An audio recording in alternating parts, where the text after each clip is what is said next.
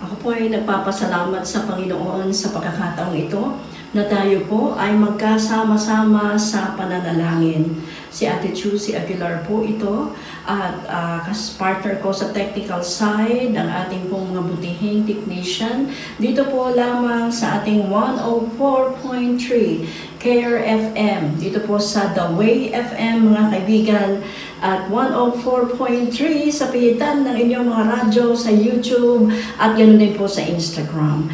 Join me mga kapatid sa napakahalagang moment po ngayon na busy tayo sa maghapon, busy tayo kahit na ang gabi gusto natin gawing araw para sa mga unfinished tasks, para sa mga assignments, sa mga gagawin. Pero huwag po natin kaliligtaan magbigay ng oras para po sa Panginoon sa ating pananalangin.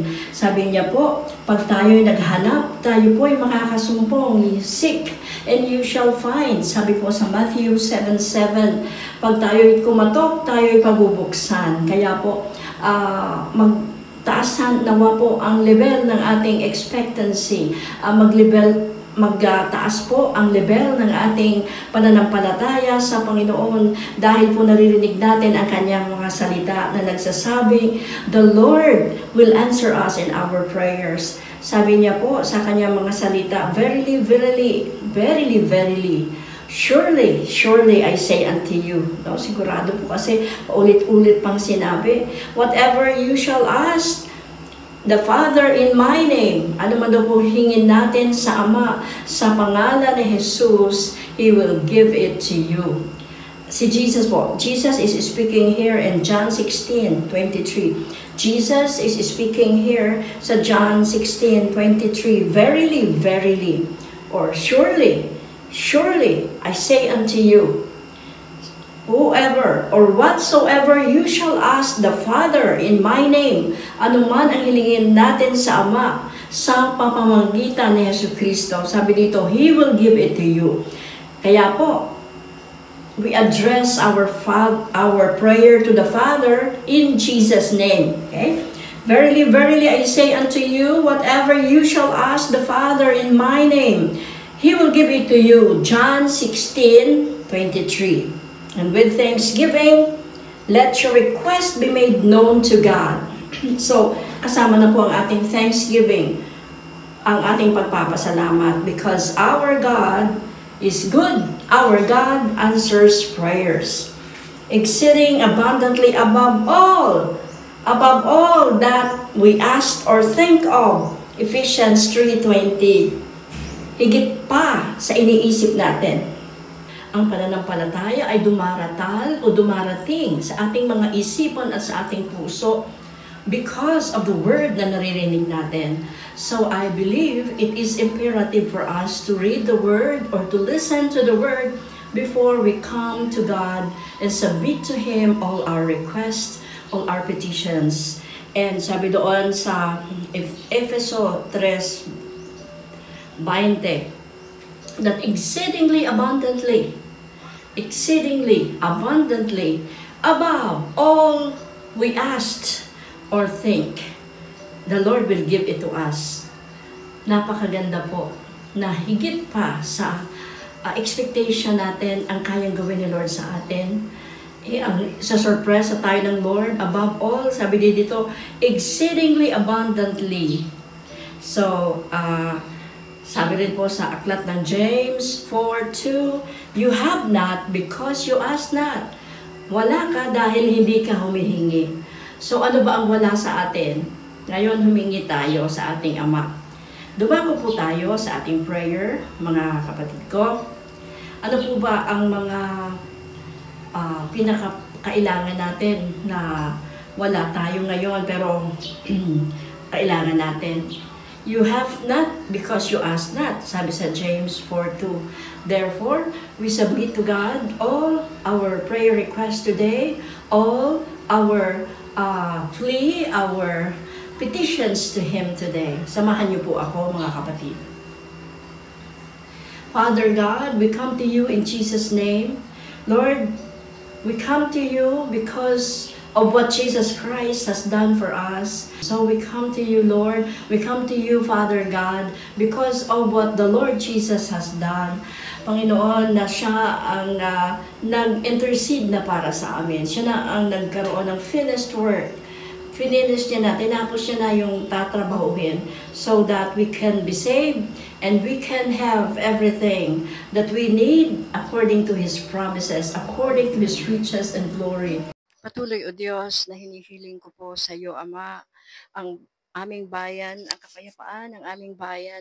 Hinihiling ko po, Panginoon, ang iyong proteksyon sa bayang ito, Panginoon, sa aming pakikipagrelasyon sa iba't ibang mga bansa, sa relasyon namin, Panginoon, sa Taiwan, sa relasyon namin sa China, sa pakikipagrelasyon namin sa US, Father God. We pray, Lord God, na magkaroon patuloy ng magandang relasyon, Panginoon, ang aming mga bayan, ang aming pong mga bansa. Panginoon, bilang isang ship nation, we are not a superpower, Lord God, pero kami po ay nananangan ng iyong pabor ay para sa amin at hindi mo po kami papabayaan. So we pray, Lord, sa aming mga leaders, give them wisdom, O God, kung ano po ang mga kanilang dapat i-response sa mga situation, right words to say, lalo na po, Panginoon, sa aming presidente. Patuloy mo po siyang gabayan, huwag mo po siyang papayaan. Salamat sa wisdom, sa kapatawaran, Lord, anumang mga pagkakasala at pagkukulang, Panginoon, at patuloy mo pong giyahan, patuloy mo pong gabayan ang aming presidente, ang Panginoon, at ingatan mo, Panginoon, ang aming bayan sa mga international problema, Panginoon, sa problema, Panginoon, sa internal na problema ng bansang ito at sa mga international problems, Lord, continually, hinihiling po namin ang iyo pong tulong at ang iyong gabay. O Diyos, hinihiling po namin ang patuloy, Panginoon, ng iyong pag-iingat sa aming bayan, simula, Panginoon, sa mga karagatan, sa mga dalampasigan, sa mga beachfront, sa mga port, Panginoon, simula doon sa may parte ng mga Ilocos Sur, Ilocos Norte, Panginoon, hanggang, Panginoon, makarating sa may Palawan. O Lord, silyuhan po ninyo at iyo, Panginoong, bakuran ng iyong proteksyon ang aming bayan, ang aming pong bansa mula, Panginoon, sa anumang mga balakid o kaya, Panginoon, mga kaaway, mga intruders, Panginoon, at iyo pong patuloy na ingatan hanggang doon, Panginoon, sa may parte ng mga Kabisayaan, hanggang doon sa Mindanao, Panginoon, sa may Jensan, hanggang, Panginoon, doon sa may Tawi-Tawi, Hulo, Panginoon, sa Zamboanga, hanggang, Panginoon, makarating doon sa may parte, Ama, ng mga Kabisayaan, Panginoon. We plead the blood of Christ for your protection, Lord God, upon our country, hanggang, Panginoon, sa may mga Kabisayaan sa Tacloban, hanggang makarating, Panginoon, dito sa may Sorsogon, Catanduanes, at hanggang sa may Karamuan, Panginoon. We pray, Lord God, na iyo pong patuloy na ingatan, patuloy, Panginoon, na kahit kulang kami, Panginoon, ng mga natural na mga kagamitan, Panginoon, mga kagamitan, Panginoon, ng mga marinero o kaya ng mga naval base o mga military strength, Lord God. Kulang man kami, Lord, pero Lord, meron kaming makapangyarihan, Diyos, na tutulong at patuloy namin hinihiling ang iyong gabay, ang iyong patnubay, ang iyong himala, maging sa Binham Rice, Lord God, sa buong Cameronenses, Lord, dyan sa may Karamuan at sa buong San Miguel Bay, Pacific Islands, Pacific Ocean, Lord God, hanggang, Panginoon, doon sa may Binham Rice, hanggang doon sa Batanes, Lord. We pray, God, for the covering of your protection upon this country. Continually, Lord, thank you that your good plan will be done, Lord, sa bayang ito. Nagagamitin mo, Panginoon, ang bayang ito upang maghayag ng iyong mabuting balita sa buong mundo, sa ibang bansa. Kaya, Lord, salamat po sa iyong pag-iingat, Panginoon, sa bansang ito. At patuloy, Lord, buksan mo ang durungawan ng iyong kalangitan.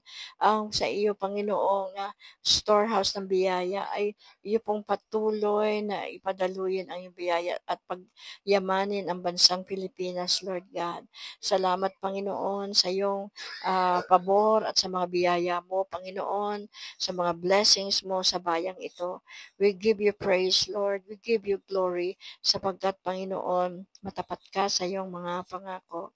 Salamat, Lord, sa pagsagot mo sa aming mga patuloy ko rin po, Panginoon, hinihiling sa iyo na sino man sa bansang ito na naghari-harian, Lord, o nag-abuse ng power, be it, Lord God, sa mga military, o be it, Lord, sa mayayaman o may kapangyarihan. Ikaw po lamang, Panginoon, ang nakakaalam, Panginoon, kung sino ang nagmamalabis.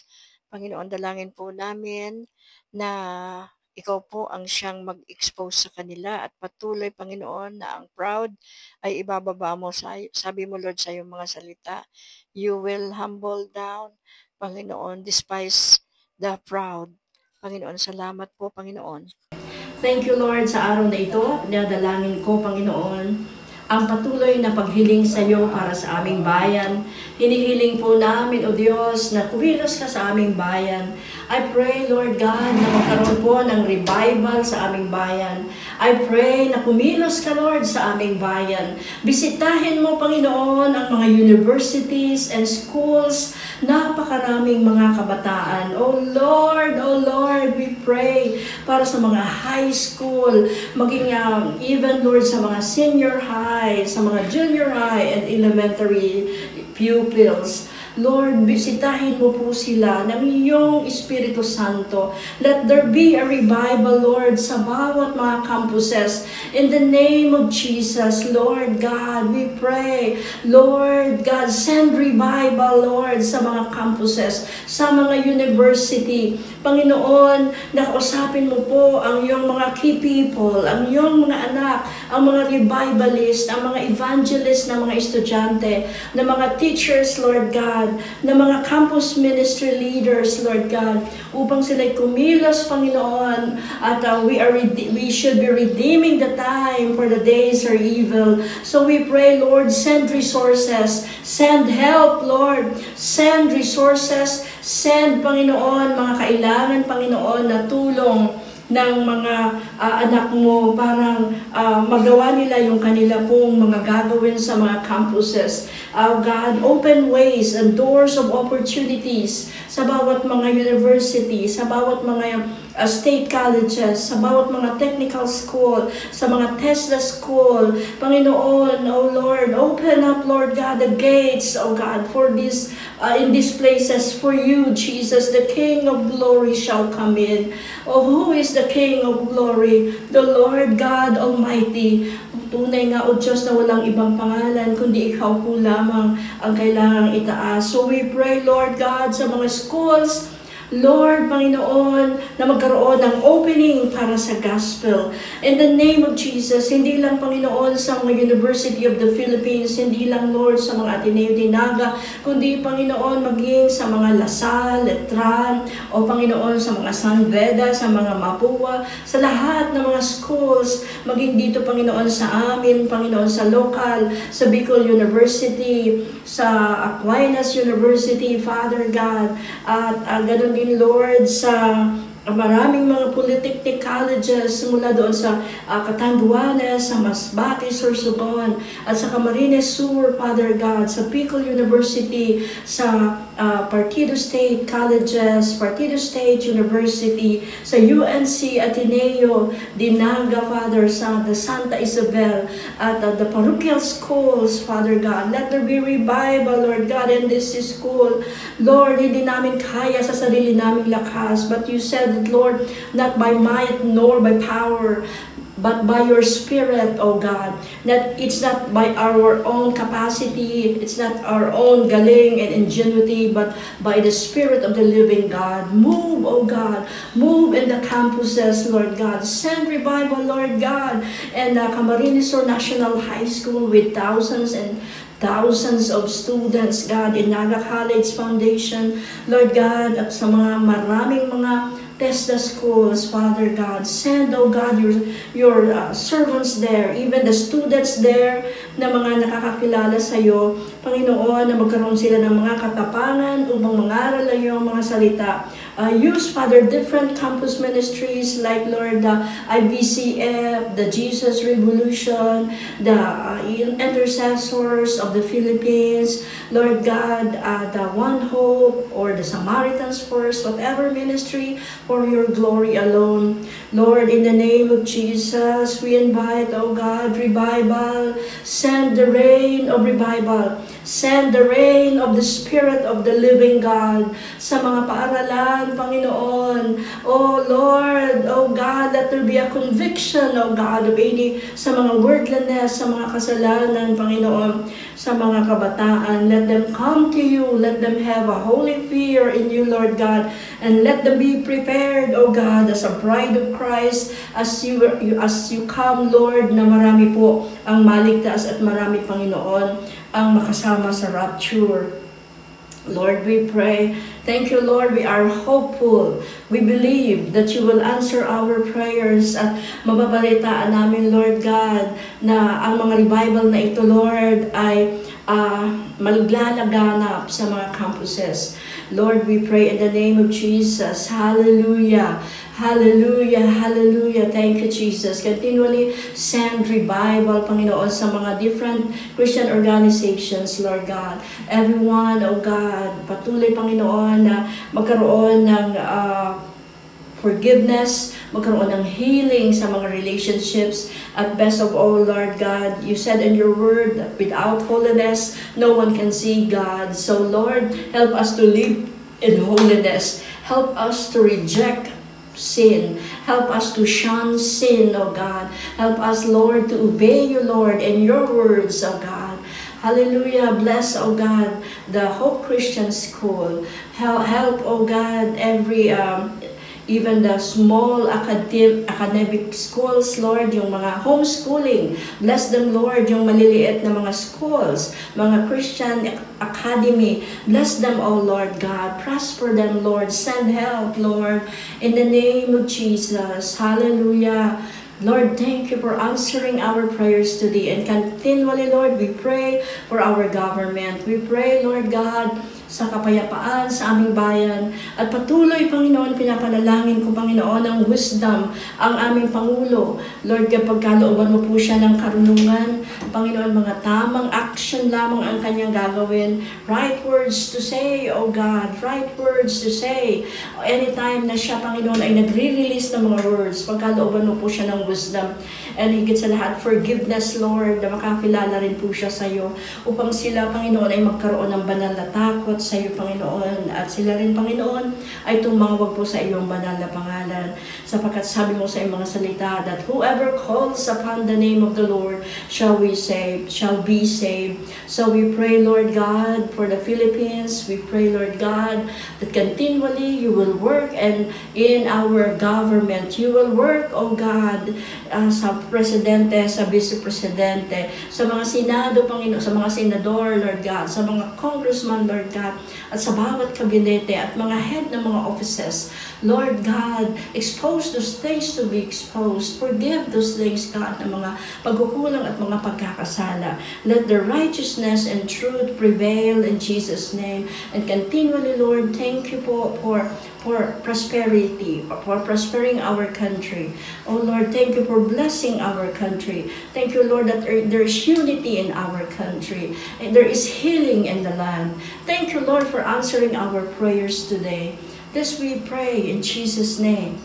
Thank you, Lord God. Amen and amen.